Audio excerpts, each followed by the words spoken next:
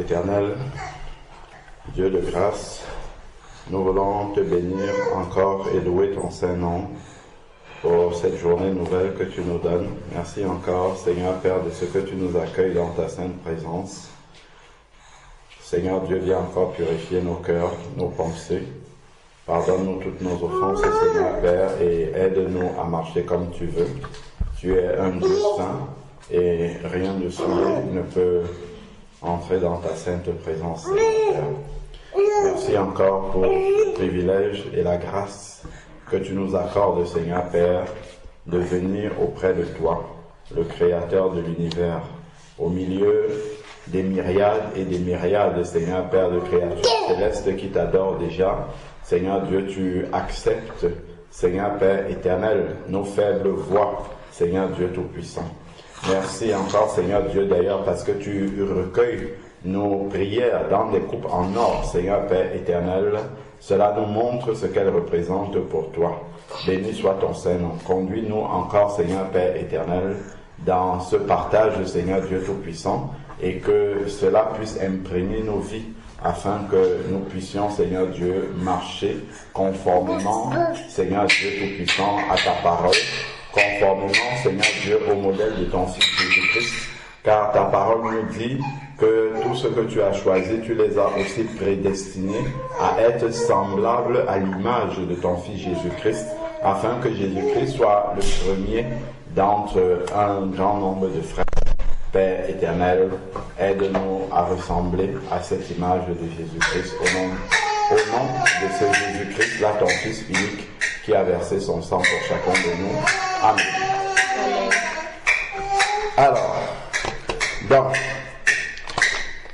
on va commencer. Alors, la dernière fois, on avait parlé de quoi? Oui, Wendy. On avait parlé de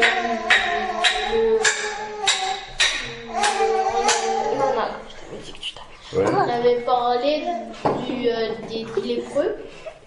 On avait parlé des 10 lépreux, très bien. Et qu'est-ce qu'on avait... On avait compris de l'histoire des 10 lépreux par rapport à nous. Qu'est-ce que ça nous a enseigné, l'histoire des 10 lépreux? Il fallait avoir beaucoup de foi pour être sauvé. Très bien, il fallait avoir de la foi, oui. Et après... On avait plusieurs étapes, vous vous rappelez? Ah oui. La foi pour la prière, pour l'exaucement de la prière. Ensuite, on a vu quoi? Témoigner de ce que Dieu a fait pour nous. Témoigner de ce que Dieu a fait pour nous. Très bien, oui, Raphaël. Être attentif à l'exaucement. Voilà, être attentif à l'exaucement et puis ensuite être Reconnaissant. Voilà. Donc, avoir la foi lorsqu'on prie, attentif à l'exaucement, et ensuite être reconnaissant et témoigner. Voilà, d'accord? Parce que lorsque on témoigne, ceux qui ne connaissent pas Jésus-Christ vont savoir ce que Jésus fait encore dans les vies aujourd'hui et comprendront que Jésus-Christ c'est un Dieu qui est avec nous au quotidien et qui agit. Il agit dans nos vies ici sur la terre, d'accord? Ce n'est pas seulement quand on va arriver dans le ciel qu'il va agir, mais il agit déjà ici sur la terre, parce que certains pensent que Dieu, il est simplement dans le ciel, et c'est quand on va mourir que Dieu va commencer à agir, d'accord? Non, Dieu agit déjà dans nos vies ici sur la terre. C'est lui qui guérit les maladies, c'est lui qui... Voilà, donc on a vu toutes ces étapes-là. Maintenant, il faut les appliquer. Très bien. Il faut les appliquer. Ok. Faut pas lui donner ça parce qu'il y a un insecte dedans. Alors, donc aujourd'hui, on va voir autre chose. Wendy, tu te souviens que dimanche dernier, on avait une discussion ensemble et on devait partager là-dessus. Mais on n'a pas pu. Parce que en fait, je pense que on parlait je disais à Wendy qu'il faut, enfin que ça lui arrive de parler de Dieu à sa copine, et elle disait qu'ils vont se moquer de moi, ils vont me prendre pour un fou, et pourquoi les embêter avec, d'accord? Et je t'expliquais que si tu aimes quelqu'un et que tu marches avec la personne, si la personne est aveugle et que toi tu vois qu'il y a un grand précipice devant toi, est-ce que tu vas aller et puis enjamber le précipice, c'est-à-dire mettre une jambe pour traverser le précipice, et l'autre qui est ta copine qui est à côté, qui ne voit pas, tu vas la laisser plonger dans le précipice? Non, tu vas tirer sa main pour qu'elle esquive le précipice, n'est-ce pas? Tu vas tirer sa main pour qu'elle esquive le précipice, même si elle ne comprend pas, même si, comme elle ne voit pas le danger. Mais toi qui vois, tu vois le danger et tu ne peux pas laisser ta copine aller tomber dans le précipice. D'accord? Oui. Donc, ça, déjà, c'est une manière... Donc voilà, tu ne vas pas laisser, même si la copine se moque de toi, même si elle se moque de toi, tu vas quand même agir pour la sauver, même si elle se moque de toi, parce que toi tu vois le trou, tu es sûr que le trou il est là, mais comme elle ne voit pas le trou, elle peut dire ouais, ben Wendy, tu prends des précautions pour rien, tu en fais trop, il y a pas de danger, ainsi de suite. Donc elle peut même se moquer de toi que tu prends trop de précautions alors qu'il n'y a pas de danger, d'accord? Alors que toi tu es sûr que tu vois le trou et tu sais pertinemment qu'il y a un danger. Donc tu vas la sauver quand même, tu vas lui éviter de tomber dans ce trou-là, même si elle ne comprend pas. Ok? Même si elle va se moquer de toi, tu sais qu'au final, même si elle ne comprend pas, tu lui auras fait du... Voilà. Tu lui auras fait du bien. Bon, on va voir quelques... comment? On avait dit qu'on allait voir l'homme riche et Lazare. Voilà, on va voir l'homme riche et Lazare. Donc, avant de voir l'homme riche et Lazare, il y a beaucoup de choses déjà que le Seigneur peut apporter dans la vie de quelqu'un lorsqu'il est encore vivant, lorsqu'il est là sur la terre. Comme on disait, il exauce les prières, il peut nous guérir. Par exemple, quand quelqu'un il est malade ici sur la terre, si les médecins n'arrivent pas à régler son problème, voilà, il n'aura pas de solution, il sera complètement dans l'incertitude, parce que les médecins n'ont pas de solution, donc il n'aura plus aucune espérance, aucun espoir, d'accord? Alors que nous, en tant qu'enfants de Dieu, on va toujours avoir de l'espoir et de l'espérance jusqu'au bout, parce qu'on sait que Dieu peut intervenir à tout moment, il peut guérir toute forme de maladie, toute forme d'infirmité, même. Donc même si on est handicapé, Dieu est capable de résoudre. Tant qu'on est sur la terre, Dieu est capable d'intervenir. Alors que les médecins, au bout de certaines analyses, au bout de certains traitements, ils vont dire là, nous, on ne peut plus rien faire.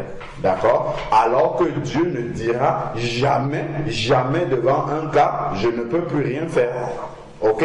Vous voyez, donc ça fait déjà une grande différence entre celui qui croit et celui qui ne croit pas. Voilà, ça c'est déjà sur la terre.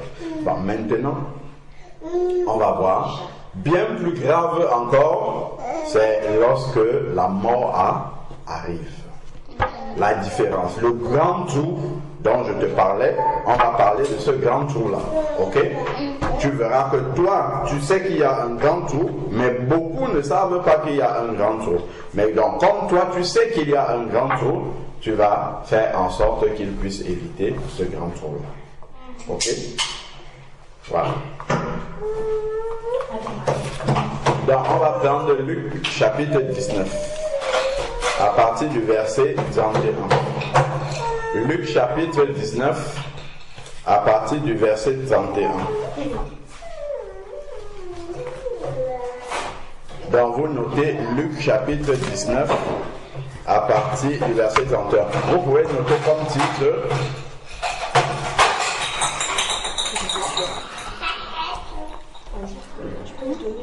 Pourquoi le titre, vous notez la date? Le titre, c'est... Alors, vous marquez la date. Le titre, c'est le 30. Le titre, c'est Pourquoi absolument parler de Jésus aux hommes? Pourquoi absolument parler de Jésus aux hommes? Quand on dit homme, c'est pas forcément le sexe masculin, hein, c'est l'être humain. D'accord? Pourquoi absolument parler de Jésus aux hommes? D'accord?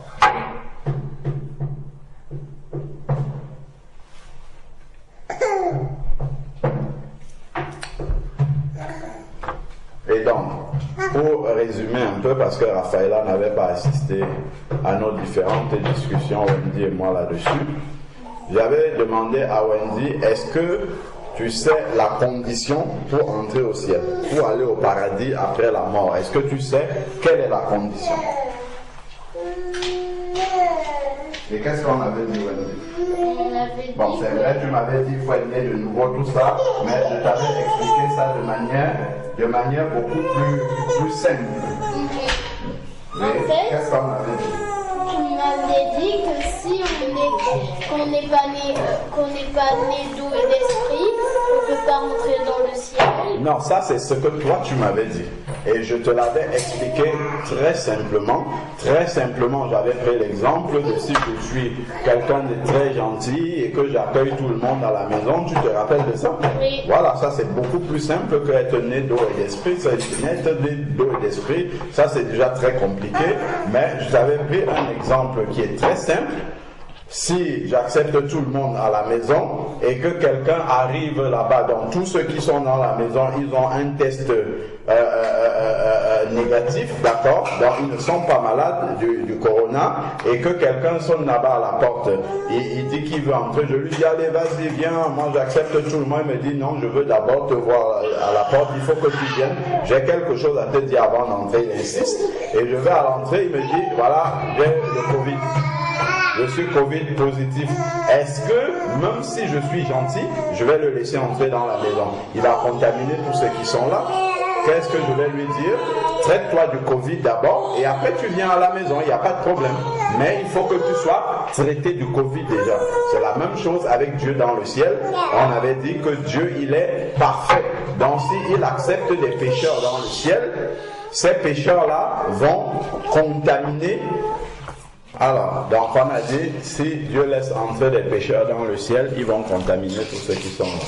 D'accord? Et donc je t'avais expliqué que j'avais pris un exemple avec un cahier et j'avais pris un stylo, tu te rappelles? Et je te disais que Jésus il est comme le cahier, le stylo c'est comme nous. J'avais pris un stylo noir avec un cahier blanc et je te disais, si nous pécheurs comme ça, quand on accepte Jésus-Christ, c'est comme si on entrait dans le cahier et quand Dieu nous regarde, il ne voit plus le noir en nous, mais il voit le blanc du cahier autour qui est Jésus-Christ. Voilà, c'est ce que je t'avais expliqué. Là, il n'y avait pas eau, esprit, tout ça. C'était un exemple très simple. Ok? Pour comprendre pourquoi les hommes doivent absolument accepter Jésus-Christ. S'ils n'acceptent pas Jésus-Christ, Dieu va tout voir le noir. Ok? Donc, on a dit pourquoi il faudrait absolument parler de Jésus-Christ aux hommes. Ok? Vous comprenez pourquoi on sort dans évangéliser. D'accord? Pourquoi on met les traités dans les boîtes aux lettres, tout ça, pour que tous les hommes soient sauvés. Voilà, pour que tous les hommes au moins entendent parler de Jésus-Christ et sachent qu'il y a quelque chose après la mort et que c'est pendant qu'on est vivant, d'accord, c'est pendant qu'on est vivant qu'il faut faire ce choix-là. Alors, on va prendre Luc 19 à partir du verset 31. Donc on écrit Luc 19. Oui. Luc 19 à partir du verset 31.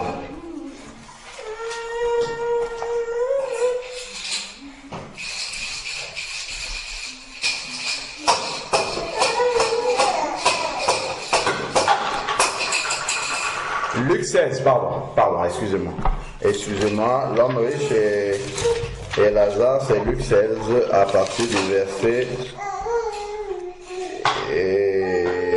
attendez, à partir du verset 19, autant pour moi. Luc 16, verset 19 jusqu'au verset 31, voilà, c'est ça. Luc 16, à partir de 19 jusqu'à 31.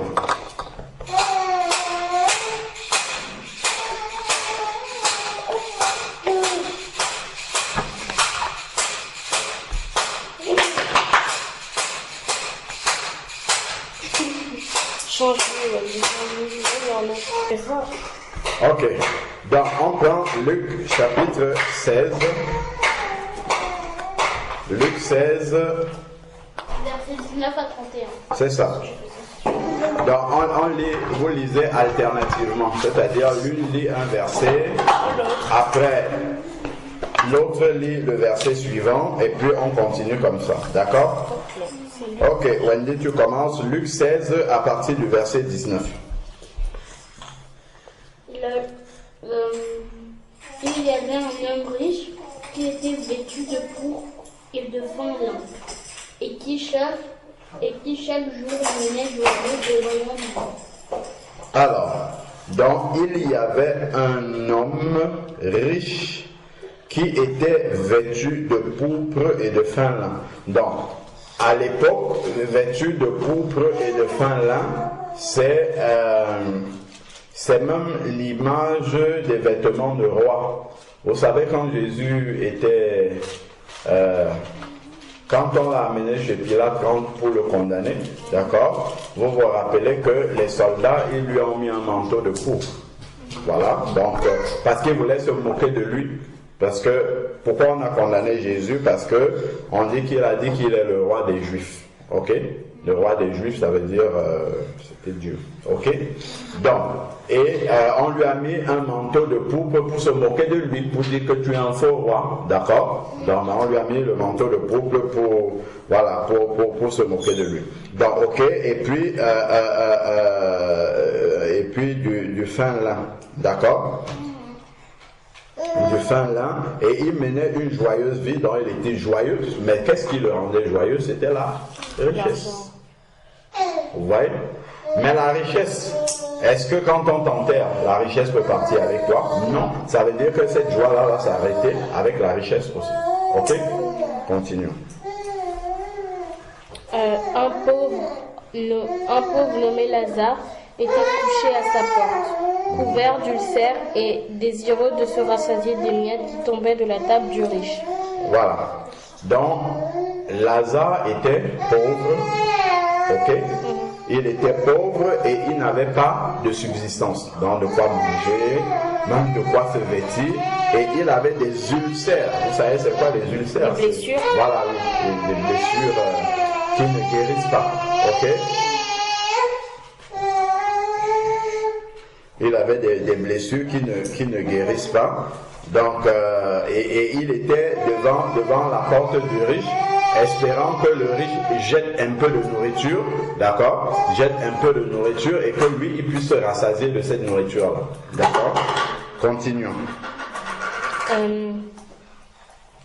Et même les chiens venaient encore lécher ses ulcères. Voilà, lécher dans les blessures. Ok? Pourquoi ils aiment ça, les chiens?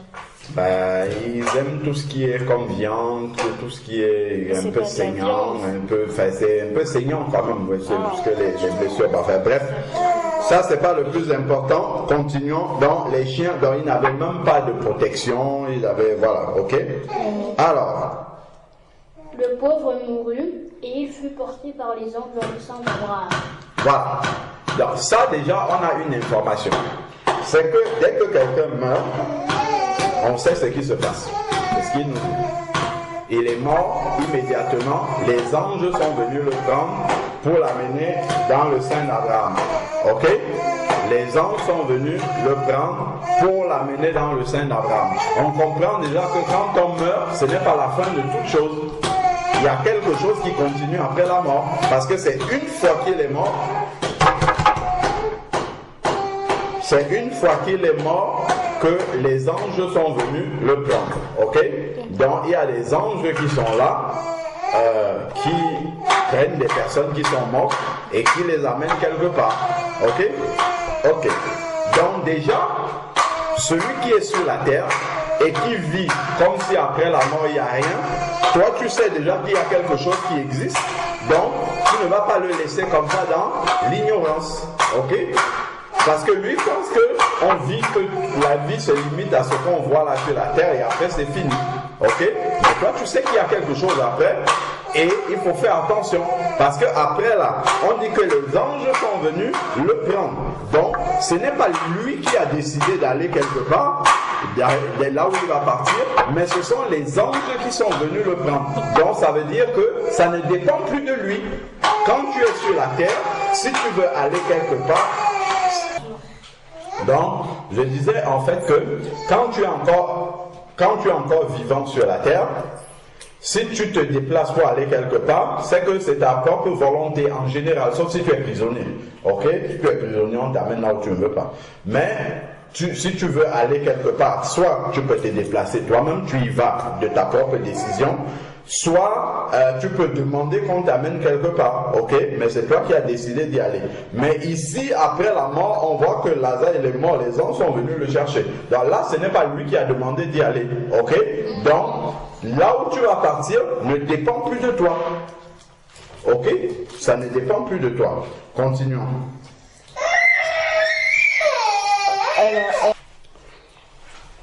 Ok. Donc, on va poursuivre. Dans le pauvre mourut, d'accord, et fut porté par les anges. Donc là, on ne lui a pas demandé. On l'a porté quelque part qu'on appelle le sein d'Abraham. Ok? Après. Le riche mourut aussi et il fut enseveli. Voilà. Donc on voit déjà que celui qui est riche là, lui, il a été enseveli, enterré. Donc on a trouvé un tombeau pour lui. Donc déjà, il faut avoir les moyens, ok, pour avoir un tombeau dans lequel on a déposé son corps, ok. Voilà. Ok. Donc on voit déjà une différence. Mais là, c'est une différence de traitement sur le corps de la personne qui est décédée, qui est morte, mais ça ne change pas le lieu là où ils vont partir. Ok? Donc, continuons. Donc, le riche, lui, il a été enterré, enseveli. Le pauvre, on ne sait même pas où était son corps, mais on sait que les anges sont venus le chercher. Ok? Dans le séjour. Allez, donc, on continue. Dans le séjour des morts. Voilà. Il leva les yeux, et tandis qu'il était en proie au tourment, il vit de loin Abraham et Lazare dans son sein. Voilà.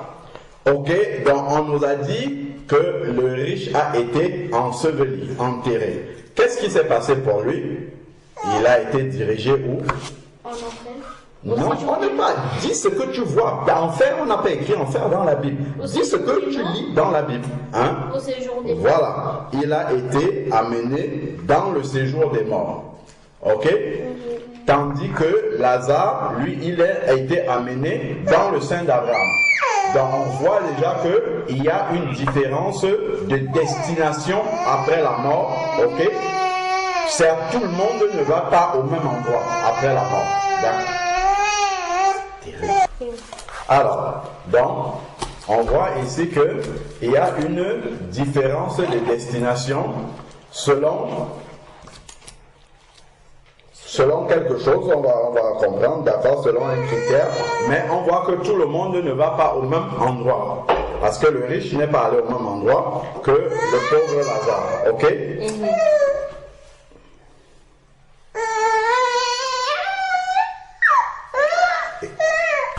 Ok, donc le riche s'est retrouvé dans le séjour des morts. Ok? Oui. Et qu'est-ce qu'on nous dit du séjour des morts? Qu'est-ce qui se passe là-bas? Il s'écria: Père Abraham. Non, je ne demande pas de relire, de continuer. Je demande de relire le verset 23. La Bible, en fait, il faut aller dans un verset, le relire pour comprendre tout ce qu'il y a dans ce verset-là. C'est pas moi qui l'ai dit. Non, je dis à Raphaëlla, je m'adresse à Raphaëlla, je ne demande pas de continuer à lire, mais je dis, qu'est-ce que nous lisons dans le verset 23? Il y a plein d'informations là-dedans, il faut le lire doucement. Dans le séjour des morts, il leva les yeux, en proie au tourment. On comprend déjà que dans le séjour des morts, ce n'est pas un endroit de repos. Le tourment, ça vient de tout. Donc, on comprend déjà que le séjour des morts n'est pas un endroit de paix, mais un endroit de tourment. Écrit. Le séjour des morts n'est pas un endroit de paix, mais un endroit de tourment. Est-ce que toi, tu aimerais que ta copine d'école avec qui tu marches tous les jours soit tourmentée tout le temps? Non. Elle ne sait pas qu'après la mort, il peut avoir les tourments, mais toi tu le sais. Est-ce que ça ne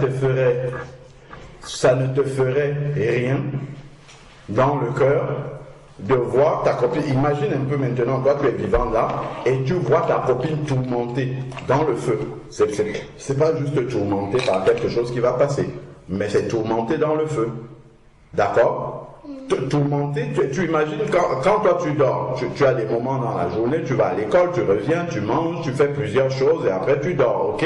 Mais tu imagines que pendant tout ce temps-là, quelqu'un, lui, il est tourmenté à longueur de journée, c'est pas quelque chose qui s'arrête, d'accord? Donc il n'a pas de paix.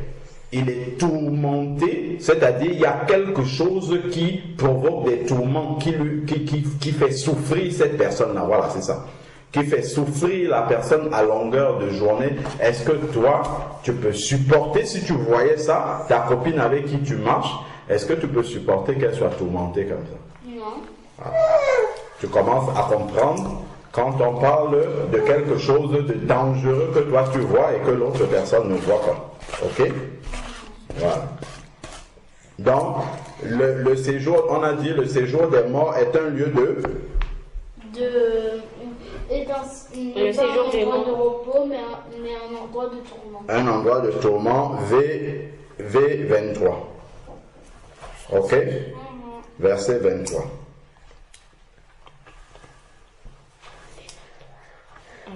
Il vit de loin Abraham et Lazare en son sang. Ok? Comment il sait que c'est Abraham et Lazare? D'après la mort, on reconnaît. Il y a des choses qu'on reconnaît, les personnes. Abraham d'ailleurs, je ne pense même pas qu'il ait vécu avec Abraham. Non. Mais il reconnaît, il sait que c'est Abraham. Ok? Comment il sait? Il ne connaissait même pas. Dieu permet qu'il sache. Ok? Donc, il y a des choses que l'on voit après la mort et dont on a connaissance et qu'on ne connaissait pas quand on était vivant.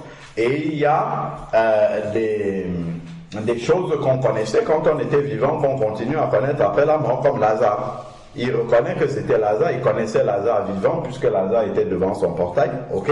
Et après la mort, quand il voit Lazare, il le reconnaît. Ok? Bon, ce sont des informations aussi que on apprend dans ce verset. D'accord? Verset 24 maintenant. 24. Il s'écria, Père Abraham, aie pitié de moi, et envoie Lazare pour qu'il trempe le bout de son doigt dans l'eau et me rafraîchisse la langue, car je souffre cruellement dans cette flamme. Ah! On apprend encore des choses sur le séjour des morts. Qu'est-ce que vous apprenez dans ce verset maintenant sur le séjour des morts? Oui, Wendy. Que si on va là-bas, on brûle cruellement dans une flamme. Ah, vous pouvez noter ça. Le séjour des morts, il a dit qu'il souffre cruellement, n'est-ce pas? Le séjour des morts est un endroit de souffrance. Est-ce que toi, tu peux supporter que ta copine souffre cruellement? Non. Le séjour des morts est un endroit de souffrance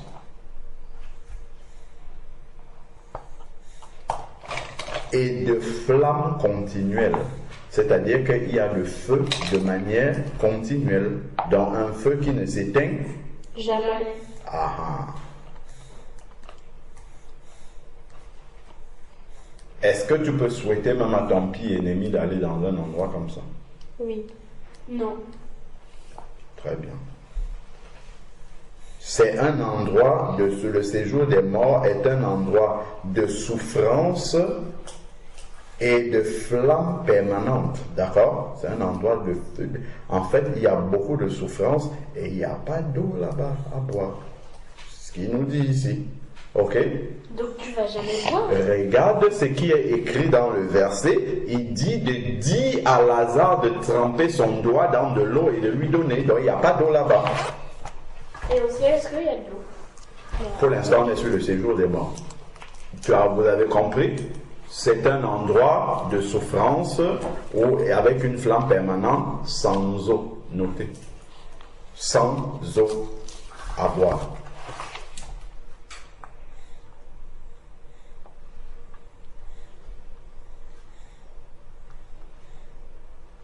sans eau à boire.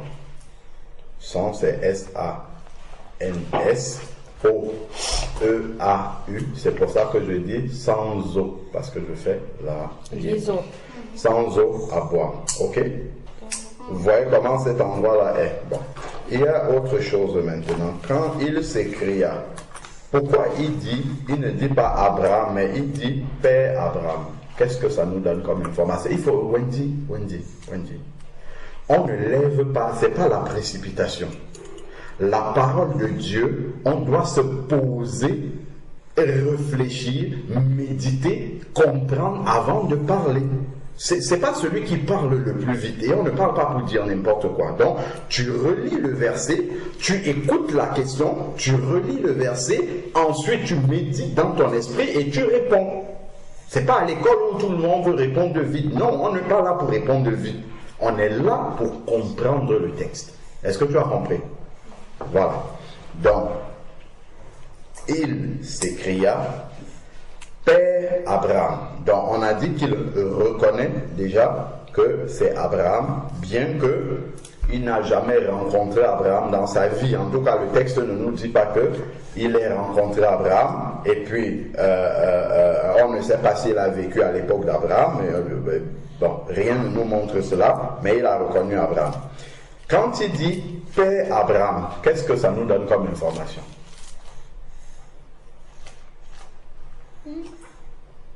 Quand il dit Père Abraham, qu'est-ce que ça nous donne comme information? Oui. Ça nous donne qu'il ne peut pas dire Abraham parce qu'il est dans un endroit saint. Bon, ok. Raphaël. Qu'il a du respect pour lui. D'accord, ok. Il a du respect pour lui. Il est dans un endroit saint. Plus simplement, que représente Abraham dans la Bible? Oui. C'est un serviteur de Dieu. Très bien, oui. C'est le père des nations. C'est le père des nations, oui. Mais qui étaient les enfants d'Abraham? Oui. Isaac et Ismaël. D'accord, ils ont créé quel peuple? Oui. Le peuple juif et le peuple musulman. Très bien, ok. Donc quand il dit Père Abraham, qu'est-ce que ça veut dire? Ben, si tu appelles quelqu'un Père, ça veut dire quoi? C'est lui qui t'a engendré. Ça veut dire que c'est lui qui t'a engendré. Donc tu fais partir de sa tribu, de sa famille. Si tu appelles quelqu'un Père, ça veut dire qu'il est ton papa, tu fais partir de sa famille. C'est tout simple. Père Abraham, ça veut dire qu'il appartient à la famille d'Abraham. Donc ça veut dire que lui-même il est un juif, en fait. D'accord? Donc c'était un juif, mais qui n'a pas obéi à Dieu. D'accord? C'est pour ça qu'il appelle, c'est pas n'importe qui. Un Chinois, il n'appelle pas Père Abraham. D'accord? S'il appelle Père, c'est parce qu'il fait partie du peuple d'Abraham. Ok? Ben, généralement, ceux qui sont d'Ismaël, ils n'appellent pas trop Abraham Père. Ok? Dans la Bible en tout cas. Ok? Ils n'appellent pas trop Abraham Père, mais c'est plus les Hébreux qui appellent Abraham Père. Ok? Dans la Bible. Voilà. Donc, l'homme riche il était probablement un juif. Ok? Donc, un Israélite, autant pour moi. D'accord? Parce qu'un juif, c'est celui qui pratique la religion, le judaïsme. D'accord? Par contre, un hébreu, c'est celui qui est descendant selon la chair d'Abraham. Donc, c'était un hébreu, probablement. Ok? Donc, il était censé quand même connaître la parole de Dieu et... méditer. D'accord. Ok. Ensuite, maintenant, Père Abraham, donc ça nous donne « Aie pitié de moi ». Donc là, qu'est-ce qu'il fait? Il fait une Prière. On peut prier dans le séjour des morts, mais on va voir ce qu'Abraham va lui répondre. Ok? Donc tu peux bien prier après. Après la mort, tu peux essayer de prier pour voir ce que ça va faire. Ok? Donc, il fait une prière après la mort. Et qu'est-ce qu'il dit dans sa prière? Envoie Lazare. Donc, il reconnaît Lazare. Envoie Lazare pour qu'il trempe le bout de son doigt dans l'eau et me rafraîchisse la langue. Donc, quelqu'un qui est mort, qui est dans le séjour des morts, il a une langue. Il a une voix pour parler. Il a des oreilles même pour entendre. D'accord? Donc, il continue à avoir un corps. Ce n'est peut-être pas exactement le même corps qu'on a là, mais il a les mêmes caractéristiques. Il a une langue qui a soif, et il a même soif. Donc, il peut boire de l'eau. Là, on a beaucoup d'informations sur ce qui vient après la mort. Parce que les gens disent souvent, oh, on ne sait pas qui a été pour voir. Voici le texte qui nous parle de ça. Ok? Donc, il a une langue, il a un peu les mêmes besoins que quelqu'un qui vit sur la terre. Ok? Il a besoin d'être rafraîchi, il a besoin. D'accord? Bon. Qu'est-ce que Abraham va lui dire? Verset 25. Mon enfant, souviens-toi. Abraham lui dit quoi? Mon enfant. Ça confirme quoi, comme on a dit tout à l'heure? Qu'il fait partie de sa famille. Il fait partie de sa famille. Ok? Donc Abraham confirme mon enfant. Donc ça doit être nécessairement un juif. Ok? Après, je n'arrête pas de dire un juif, un hébreu. Ok? Souviens-toi que tu as reçu. Attendez. Donc on poursuit avec le verset 25. Donc qu'est-ce que Abraham lui répond? Mon enfant, souviens-toi que tu as reçu tes biens pendant ta vie et que Lazare a eu les maux pendant la sienne. Maintenant, il est consolé et toi tu souffres. Voilà. Donc, ici, Abraham répond. Donc, on a une voix pour parler après la mort. Ok? Il a une voix, il a une langue. Et il a des oreilles pour écouter aussi. Parce qu'Abraham ne peut pas lui parler s'il ne peut pas entendre. Ok? Il a des yeux aussi. Il a des yeux pour voir aussi, oui, effectivement, puisqu'il vit Abraham et Lazare. Ok? Donc il y a un corps qu'on a après la mort. Ok? Mais ce corps-là peut brûler dans les tourments sans être calciné. D'accord? Calciné, c'est quand quelque chose brûle complètement, après il ne reste plus rien. Comme par exemple, si tu prends du papier, tu brûles le papier, il va se calciner parce qu'après il va rester juste la cendre. Ça va disparaître, ok? Mais par contre, ici, le corps que celui qui va dans le séjour des morts a, c'est un corps qui peut brûler parce qu'il reste dans la flamme, mais il ne se calcine pas. D'accord? Se calcinait, au bout de quelques jours, il disparaîtrait. Si tu prends un être vivant, d'ailleurs, vous avez déjà entendu parler de l'incinération? Incinération. Vous avez déjà vu quelque part une plaque qui indique crématorium? Non. Oui. D'accord? Le crématorium, en fait, ici, lorsque les gens meurent, certains ont décidé qu'après leur mort, ils vont aller au crématorium. Le crématorium, c'est-à-dire on ne va pas les enterrer, mais on va brûler leur corps. On brûle le corps et on remet la cendre à leur famille. C'est humiliant un peu. Oui, c'est humiliant, ce n'est pas biblique, c'est un péché, voilà, ok, d'accord. Donc, les gens ils pratiquent ça ici. Dans le crématorium, en fait, c'est un endroit où on brûle les gens qui sont morts. On les met dans le cercueil, je crois, et puis on brûle tout, et puis il reste de la cendre, on donne à leur famille. Ok, c'est ça leur reste. Ok, bon, donc il y a des gens qui ont décidé de faire ça. Ça c'est un péché. C'est un péché. D'ailleurs, le Seigneur a dit que tu ne feras pas passer tes enfants par le feu, par exemple. Ok? Bon, donc il y a plusieurs versets qui permettent de dire que ce n'est pas biblique. Et puis le Seigneur a dit, tu es poussière, tu retourneras dans la poussière. Donc on doit enterrer les gens. D'accord? On ne doit pas les brûler. Ok. Donc, comme je disais, quand on brûle un corps au crématorium, en fait, la personne brûle totalement, il se consume et il reste la cendre. Ok? Donc ça veut dire que le corps qu'ont les personnes qui sont mortes et qui sont dans le séjour des morts est différent de celui-ci. Parce que celui-ci, tu le brûles, il va se consumer, mais celui-là, tu le brûles. Le corps d'après, là, tu le brûles, il ne se consume pas. D'accord? Donc, mais il ressent la souffrance qu'on peut avoir dans ce corps-ci, de maintenant là vivant, ok, toute cette souffrance, la soif, tout ça il ressent, mais le corps ne se consume pas, parce que c'est un corps éternel désormais, d'accord, ok. Bon, donc Abraham lui répond, mon enfant, donc même ceux qui vont dans la présence de Dieu comme Abraham après la mort, ils peuvent parler, ok, ils peuvent parler, ils peuvent écouter, ils peuvent voir, ainsi de suite. Et il lui dit, souviens-toi. Donc après la mort, on peut se rappeler de ce qui était dans notre vie. Ok? Notre mémoire n'est pas effacée. Il dit, souviens-toi.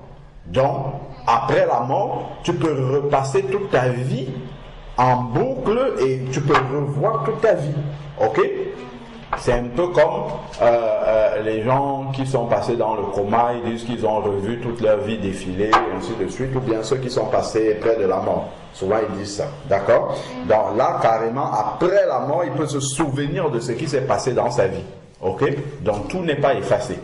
Donc Abraham lui dit, souviens-toi que tu as reçu tes biens pendant ta vie. D'accord? Donc Dieu l'avait béni avec des biens. Mais quand Dieu te donne des biens comme ça, tu dois pouvoir les utiliser pour sa gloire. Voilà. Mais est-ce que c'est ce que le monsieur a fait? Vous vous rappelez le premier verset, ce qu'il faisait? Il est riche et il était vêtu de pourpre et de fin lin et chaque jour il menait une vie joyeuse et brillante. D'accord? Donc il vivait de manière égoïste pour lui uniquement.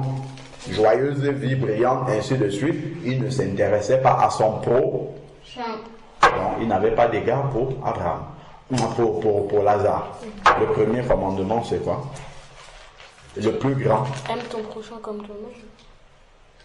Tu aimeras le Seigneur ton Dieu de tout ton cœur, de toute ton âme, de toute ta pensée. Et voici le deuxième qui lui est semblable. Tu aimeras ton prochain comme toi-même.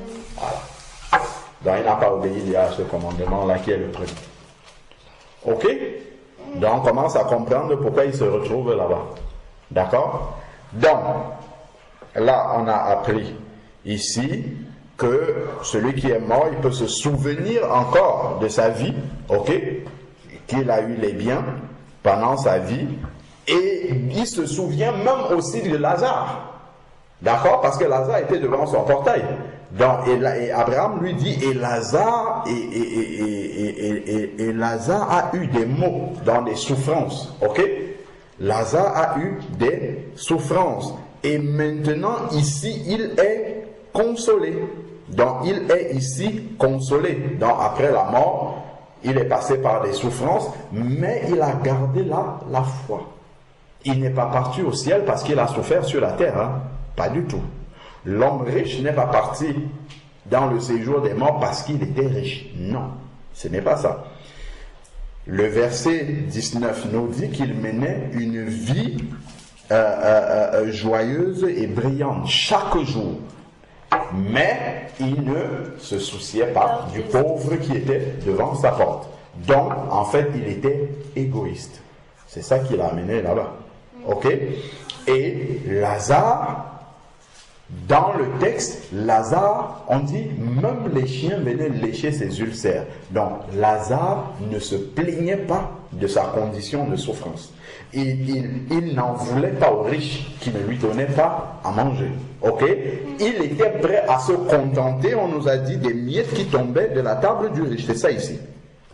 Il aurait désiré se rassasier des miettes qui tombaient de la table du riche. Donc Lazare n'était pas en train de murmurer contre le riche en disant « Oh, lui il a beaucoup, pourquoi il ne pense pas à moi, il est égoïste ?» Non, il n'était pas en train de murmurer. On dit qu'il était désireux de se rassasier si on lui donnait les miettes. Ok? Vous voyez? Donc il a gardé sa confiance en Dieu en se disant, ah, si ce riche-là, s'il pouvait penser à moi, mais il n'a pas murmuré contre lui. Donc, on voit que Lazare avait un bon cœur. Il a accepté sa situation et il n'était pas aigri contre celui qui était riche. Ok? Tandis que le riche, lui, il était égoïste. On peut noter. L'homme riche a mené une vie égoïste, sans penser à son prochain. Entre parenthèses, V19. Ok? Et quelque part, on nous a dit que l'homme riche priait Dieu, Non. qu'il remerciait Dieu de lui avoir donné cette richesse. Il n'était pas comment? Reconnaissant. Pourtant, Abraham nous dit que sur la terre, il a reçu des biens pendant sa vie. Il a reçu ces biens-là de qui? Qui lui a donné ces biens? Dieu. Mais il n'a pas été reconnaissant. Voilà encore un autre péché. Ok? L'homme riche. Donc, l'homme riche, on a dit quoi? L'homme riche était égoïste, c'est ça? Oui. Voilà. L'homme riche a vécu de manière égoïste. Voilà. L'homme riche a vécu de manière égoïste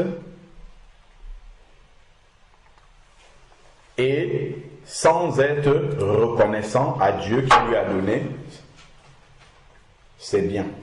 Ok? Entre parenthèses V19 et on va noter aussi V25 parce que c'est Abraham qui nous dit qu'il a reçu ces biens-là. Donc reçu c'est de Dieu. Ok? V19 et V25. Donc l'homme riche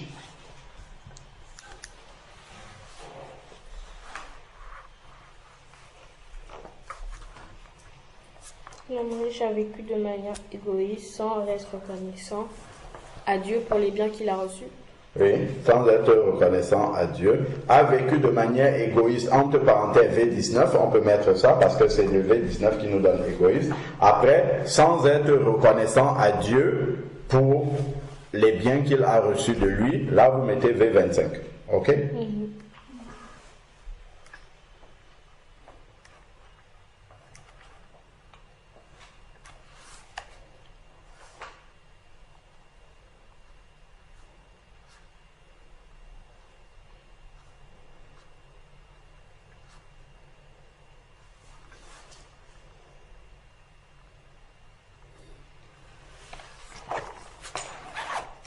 C'est bon?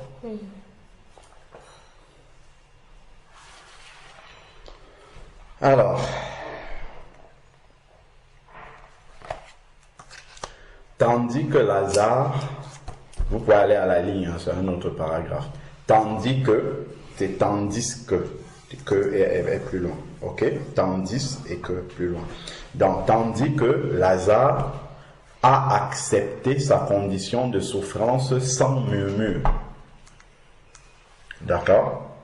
Et là, on va mettre V21, parce que c'est dans le verset 21 qu'il a écrit « Il aurait désiré se rassasier de ce qui tombait de la table du riche, et même les chiens venaient lécher ses ulcères. » Donc, Lazare avait accepté sa condition. Qu'est-ce que j'ai dit avant? Tandis que Lazare a accepté sa condition. Voilà, sa condition de souffrance, voilà, de souffrance, de maladie, ok, sans murmurer.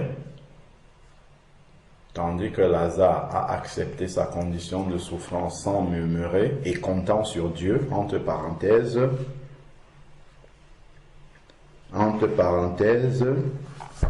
V21. Parce qu'il aurait désiré se rassasier de ce qui tombait de la table du riche, donc il comptait que Dieu touche le cœur du riche pour que le riche lui donne de ce qui restait de sa table. D'accord? Voilà. Et donc, et comptant sur Dieu. C'est ça? Voilà. Il connaissait Dieu? Lazare, ouais. Et il comptait sur Dieu, oui. Oui. Il connaissait Dieu. On le voit après parce que les anges sont venus le chercher. Donc, Dieu envoie ses anges chercher quelqu'un qu'il connaît. D'accord? Si tu connais Dieu, Dieu te connaît aussi. Ok? C'est pour ça que Dieu a envoyé les anges le chercher. Donc, ok? Voilà, V21. Vous avez noté? Donc, tandis que Lazare a accepté sa condition de souffrance sans murmure ou sans murmurer, d'accord? Sans murmurer en comptant sur Dieu, V21.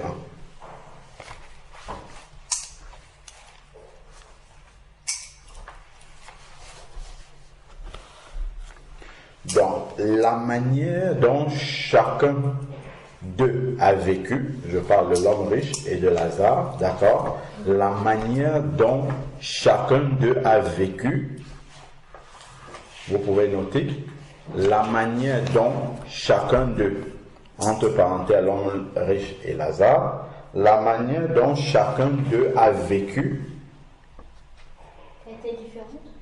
Non. La manière dont chacun d'eux a vécu, chacun d'eux, c'est Lazare et l'homme riche, la manière dont chacun d'eux a vécu détermine l'endroit où ils vont après la mort. Vous avez compris? Donc ce n'est pas après la mort que tu peux venir changer la manière dont tu as vécu. C'est pendant que tu vis qu'il faut vivre comme Dieu veut. Est-ce que vous comprenez? Parce qu'après la mort, tu ne peux plus rien changer. Parce qu'il lui dit, souviens-toi que dans ta vie, tu as eu des biens. D'accord? Donc c'est pendant ta vie que tu pouvais changer quelque chose. Ok? Et Lazare, lui, il a eu des maux pendant sa vie. Et ici, il est consolé. Donc on voit en fait que c'est ce que tu as fait pendant ta vie qui dit là où tu vas partir après. Ok? C'est bon? Qu'est-ce que vous avez noté? La manière dont chacun d'eux a vécu détermine l'endroit où ils vont. Après la mort. Mais est-ce que c'est un péché? Il faut d'abord noter. Note d'abord, sinon tu vas oublier. Et après tu poses la question. Tu gardes la question, tu notes et après tu poses la question. Il n'y a pas de verset à mettre là. Déterminer, si, le verset 25. Ok, 25. Parce que c'est le verset 25 dans lequel Abraham rappelle comment les deux ont vécu et ça explique là où chacun est. Il dit, lui, il est consolé ici parce qu'il a eu des maux sur la terre et il a fait confiance à Dieu, il a accepté sa condition sans murmurer. Et toi, là où tu es, quelque part, tu mérites aussi parce que tu as eu les biens pendant la vie, mais tu as été égoïste avec ces biens-là. Ok? Tu les as gardés pour toi. Il vivait joyeuse vie chaque jour, donc il ne s'intéressait qu'à lui. Oui, question. Est-ce que c'est un péché si tu fais tout ce que Dieu demande pour intérêt d'aller au ciel? J'ai pas bien compris. Est-ce que c'est un péché de faire tout ce que Dieu demande juste pour aller au ciel? Juste pour aller au ciel? Oui. Il faut le faire par amour pour Dieu aussi. Ok?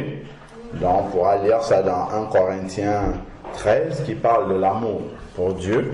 Il dit que même si on fait de bonnes actions, il faut qu'on fasse ces bonnes actions-là motivées par l'amour de Dieu en nous. Ok?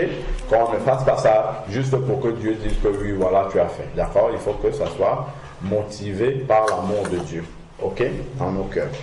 Ok, donc on va poursuivre dans ces versets 25, ce que nous venons de dire. Ok, et il lui dit, et toi tu souffres. Donc, il parle de leur vie, et après, il dit leurs conditions après. Lazare, lui, il est consolé, et toi, tu souffres.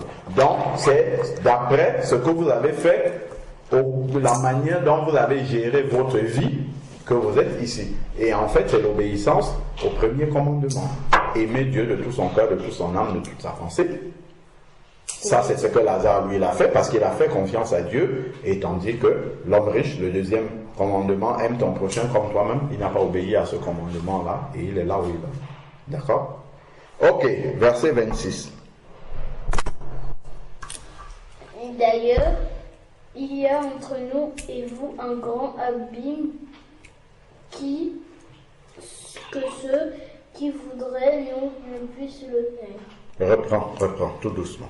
D'ailleurs, il y a entre nous et vous un grand abîme, afin que ceux qui voudraient passer d'ici vers nous, ou de là vers nous, ne puissent le faire. Est-ce que vous avez compris? Oui. Et il dit que entre le lieu où eux ils sont, Lazare et lui, Abraham, et là où l'homme riche est, il y a un grand trou dont je parlais, un grand abîme qui sépare. Donc, afin que celui qui est là-bas avec Abraham, dans le sein d'Abraham, et celui qui est dans le séjour des morts, tu ne peux plus changer. Tu ne peux pas passer d'un endroit à l'autre. Donc, quand tu es mort, l'endroit où tu vas aller, il reste. Tu ne sors plus de là-bas. Tu ne peux plus. C'est ce qu'Abraham nous dit. Toute la vie? Oui, tu ne peux plus. C'est ce qu'il dit là. Il dit qu'il y a un grand fossé. L'abîme, c'est un grand trou. Si tu veux, un grand trou qui n'a pas de fond. Ok? Voilà. Donc, il y a un grand abîme entre vous et nous pour que l'un ne peut pas passer. Tu ne peux pas quitter du ciel pour aller sauver quelqu'un qui est en enfer, qui est dans le séjour des morts pour le ramener au ciel. D'accord? Donc c'est pendant qu'on est vivant qu'il faut parler de Jésus à ces personnes-là. Parce qu'une fois qu'elles seront mortes, on ne pourra plus les sauver. D'accord? À cause de l'abîme. On ne peut pas traverser cet abîme-là. D'accord? Pour aller les sauver là où elles sont. Une fois qu'elles sont mortes, c'est fini, elles restent là-bas. Si nous sommes au ciel, on est au ciel, eux ils sont là-bas. On ne peut pas passer de l'un à l'autre. On ne peut plus changer après la mort. C'est ça que ça nous dit ici. On note. Après la mort, notre destination ne peut plus changer. Ok? On ne peut pas passer du ciel au séjour des morts, ni du séjour des morts au ciel. Voilà. Après la mort, notre destination ne peut plus changer. Ok? Parce que cette destination-là dépend de ce qu'on a fait pendant notre vie et non après notre mort. Ok? Vous avez vu que l'homme riche, maintenant, il prie. Il prie, mais il prie trop tard. Il prie après la mort. Ok? Donc ces prières après la mort ne peuvent pas être exaucées. Vous avez vu pourquoi on ne prie pas on ne peut pas prier pour un mort. La raison, c'est que, en fait, aucune prière ne peut plus être exaucée pour quelqu'un qui est mort. Parce que sa condition ne peut plus changer. Donc ça ne sert à rien qu'on prie pour un mort. D'accord? Ce passage-là nous montre que ça ne sert à rien de prier pour un mort parce que sa condition ne peut plus changer. Lui-même, le mort, là, il a prié. On voit qu'Abraham n'a pas répondu à cette prière-là. Pourquoi il y a des gens qui prient pour les morts? Ben oui, les catholiques prient pour les morts. Ils prient pour l'âme de ceux qui sont morts. Pour qu'ils aillent au paradis, pour que Dieu les aide, pour que Dieu les reçoive. Mais tout ça, c'est trop tard. C'est pendant que les gens sont vivants qu'on prie pour eux. Après la mort, c'est trop tard. D'accord? Ok, donc qu'est-ce qu'on a dit? La phrase qu'on a écrit quoi? Après la mort, notre destination ne peut plus changer. Oui, notre destination ne peut plus changer. On ne peut pas passer du ciel. On ne peut pas passer du ciel au séjour des morts, ni du séjour des morts au ciel, car il y a un grand abîme qui les sépare. Et vous notez V26.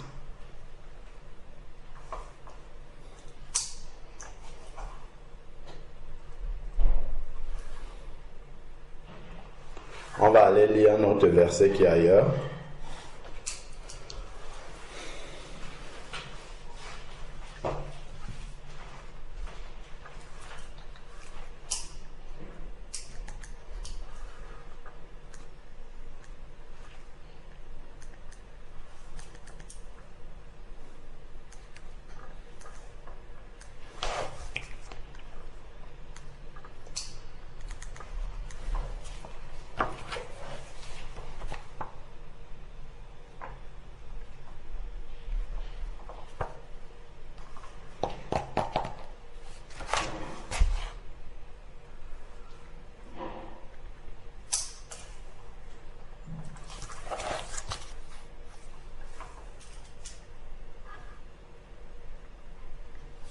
Arrête de changer de couleur. Laisse-moi.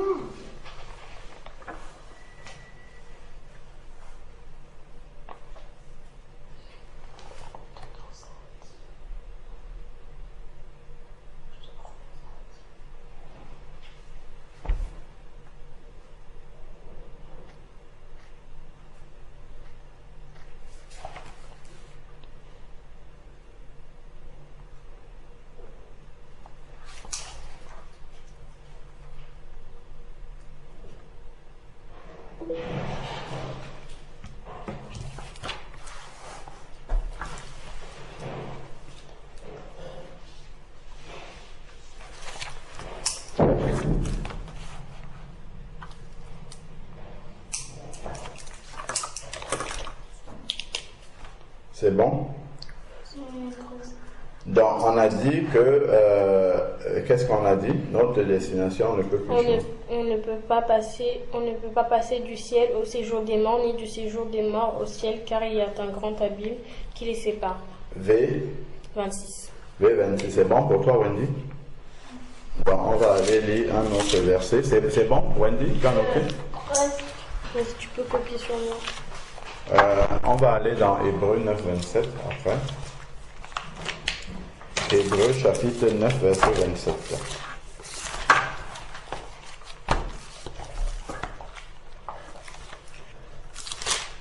Hébreux, c'est vers après Timothée. Après Timothée, Tite, il y a Hébreux. Hébreux 9, verset 27. Et après, on va revenir. Hébreux chapitre 9, verset 27.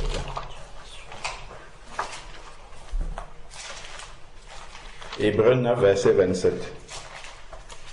C'est après Jean? C'est à la fin, c'est-à-dire après Timothée, Tite et tout ça, c'est bien après les épîtres là-bas. la page. Donc avant Apocalypse? C'est avant Apocalypse. Parce qu'Apocalypse est dernier, avant, voilà, après Philémon, voilà, Philémon, voilà, Hébreux, chapitre 9, verset 27. Qu'est-ce qui est écrit? Verset 27. Et comme il était réservé aux hommes.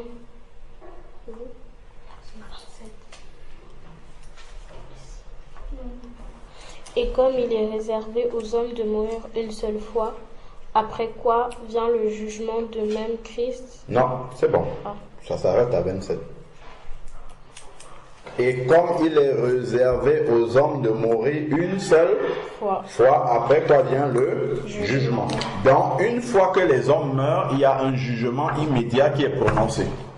Déjà.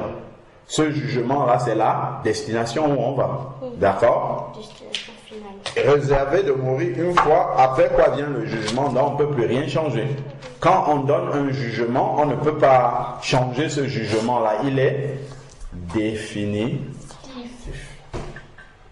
La destination, là, elle est définitive et elle vient immédiatement après la mort. C'est pour ça qu'il dit il est réservé aux hommes de mourir une seule fois. Il meurt une fois, après il y a le jugement, en séjour des morts ou bien le ciel, et après on ne peut plus rien y changer. Donc vous notez Hébreux 9, 27. Après la mort, ça confirme. Hébreux 9, 27. Hébreux 9, 27.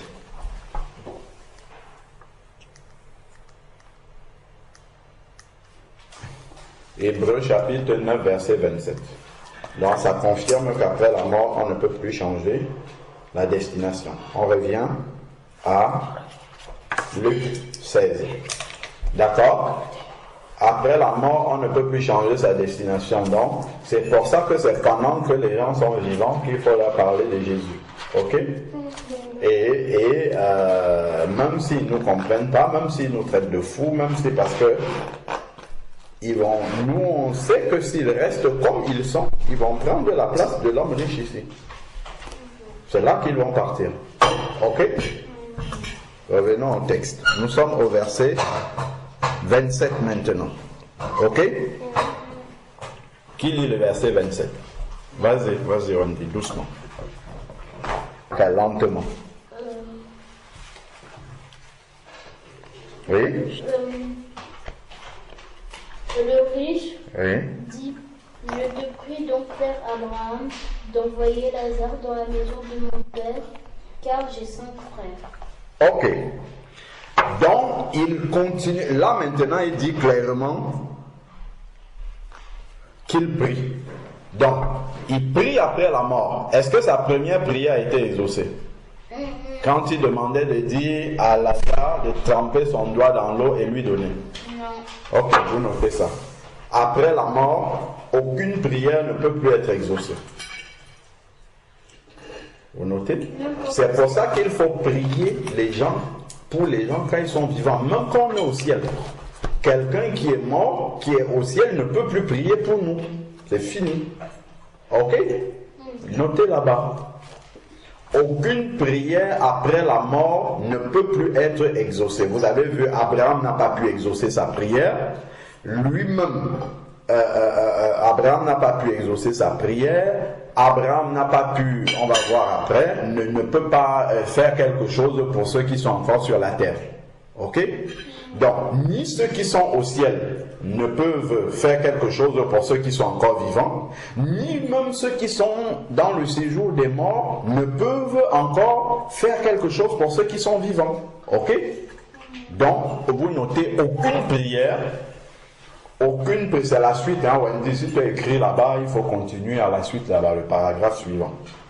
Aucune prière après la mort ne peut plus être exaucée. Aucune prière après la mort ne peut plus être exaucée. Que ça soit celle de ceux qui sont au paradis ou celles qui sont dans... Attends, on va dire ça différemment. Aucune prière en faveur... D'ailleurs, aucune prière, on va laisser ça comme ça. Aucune prière...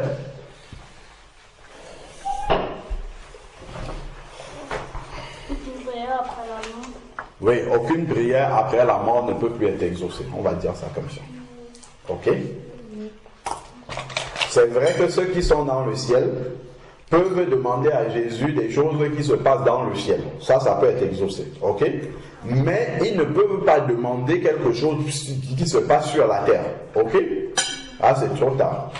C'est en fait ça que je veux exprimer. D'accord? Mais par contre, si quelqu'un il est au ciel, il peut quand même demander, et qu'il est mort avant la fin du monde, oui.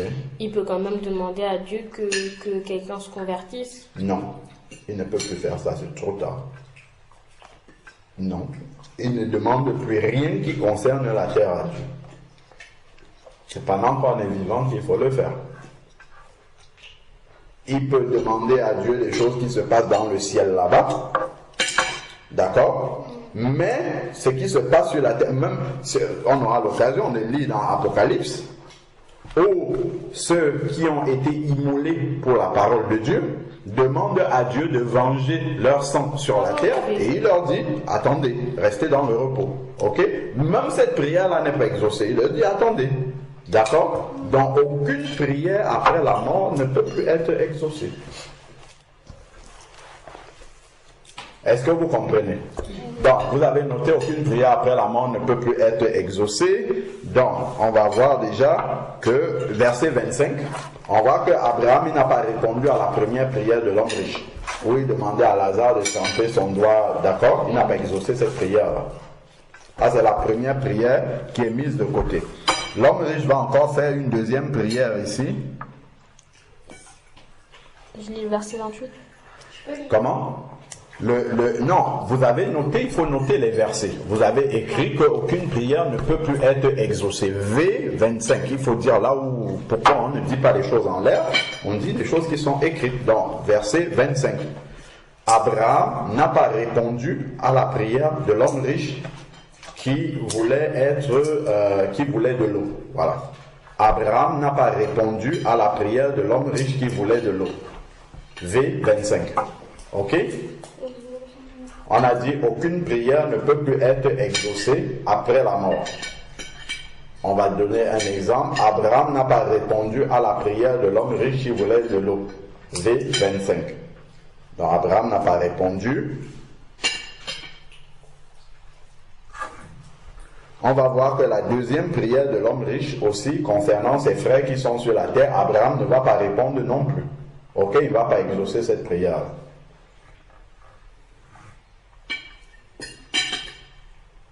Et d'ailleurs, ce n'est pas Abraham qui exauce les prières, c'est Jésus.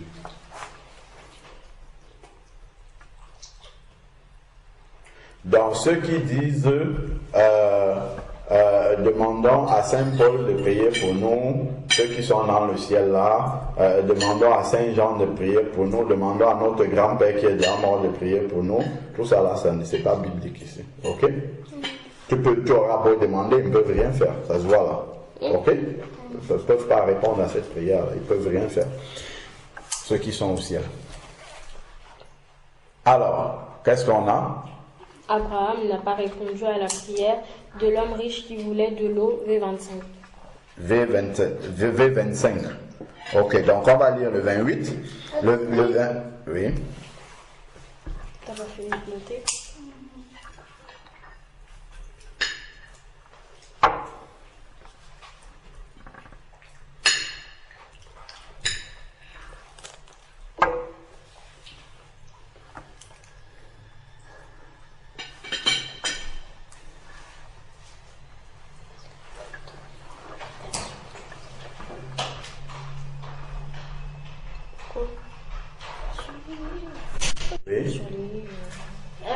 Tu as noté? Si elles peuvent me prêter un surligneur. Oui. Est-ce que tu as noté d'abord tout ce qu'on a dit avant de souligner? Oui. Qu'est-ce que tu as noté? Abraham n'a pas répondu à la prière de l'homme qui voulait de V25. Ok, très bien.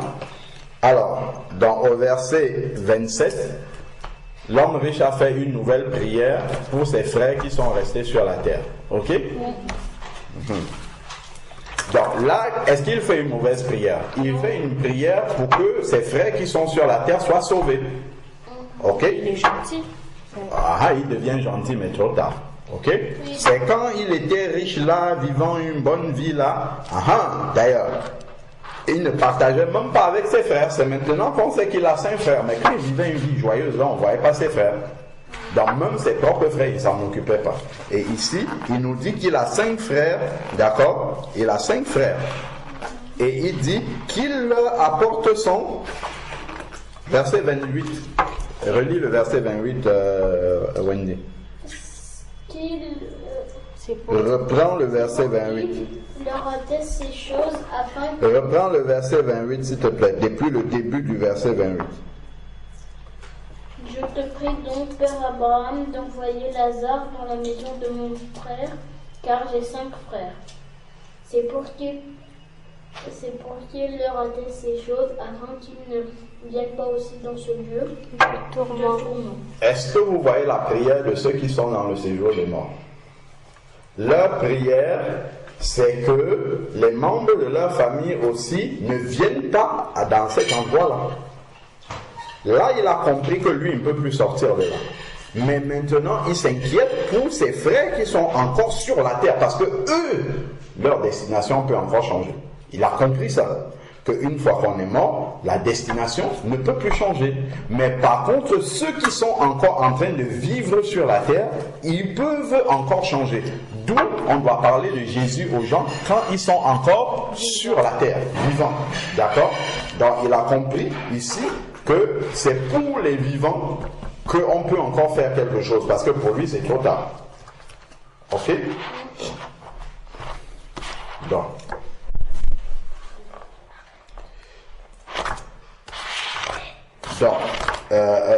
Donc là, il prie pour ses frères, ok? Pour que Abraham fasse en sorte que Lazare aille leur dire que le séjour des morts existe vraiment et qu'il y a des tourments là-bas. Et qu'il y a aussi le paradis dans lequel on est consolé et il y a la paix. Il veut que Lazare revienne du séjour des morts pour aller leur dire ça. Ok? Que Lazare. Oui, que Lazare soit ressuscité pour aller leur dire ça. Mais il t'a dit Lazare qui revient du séjour des morts. Que Lazare revienne du ciel pour aller leur dire ça. Ok? Et est-ce qu'Abraham va exaucer cette prière-là? Verset 29. Tu veux dire Jésus? Abraham répondit: ils ont Moïse et les prophètes qui les écoutent. Point. Donc, deuxième prière. La deuxième prière de l'homme riche pour ses 5 frères encore vivants n'a pas été exaucée par Abraham. V28 et 29. Notez s'il vous plaît. La deuxième prière de Lazare, la deuxième prière de l'homme riche concernant le salut de ses frères de ses 5 frères encore vivants, n'a pas été exaucé par Abraham. Ok? Donc il adresse ses prières à Abraham. Oui, lui il fait ses prières à Abraham. Il fait pas ses prières à Jésus? Puisqu'il ne voit pas Jésus, il fait ses prières à Abraham qu'il voit. Dans la seconde prière ou la deuxième prière de l'homme riche, pour le salut, c'est pour que ses frères soient sauvés, pour le salut de ses 5 frères encore vivants. Donc, comme je disais, c'est là qu'on apprend qu'il y a ses frères. Mais quand il vivait la brillante vie et tout ça, on ne nous a pas parlé de ses frères. Donc, en fait, il ne s'intéressait même pas à ses frères. Non seulement il s'intéressait par Lazare, mais il s'intéressait par ses frères non plus. C'est maintenant qu'il est mort et qu'il est dans le séjour des morts qu'il se souvient qu'il a des frères. Vous voyez, mais c'est un peu trop tard. Mais après, j'ai une question. Oui, on note d'abord. Sinon, après, on va oublier ce qu'on a dit. Frère encore vivant. Oui. Après, on Dans la seconde prière de l'homme riche pour ses frères, ses 5 frères encore vivants, n'a pas été exaucée par Abraham. Donc c'est E-X-A-U, on avait vu, c'est E accent aigu. N'a pas été exaucée par Abraham. V, 28, 29. Ok? Et qu'est-ce que Abraham lui répond? Quelle est la réponse qu'Abraham lui donne au verset 29?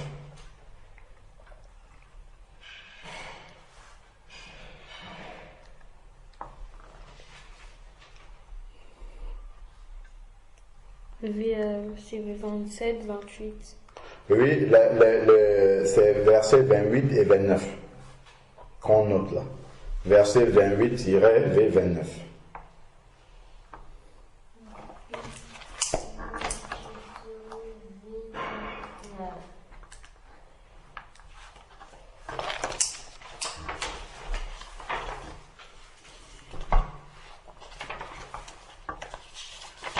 Vous avez noté? Dans la deuxième prière n'a pas été exaucée non plus.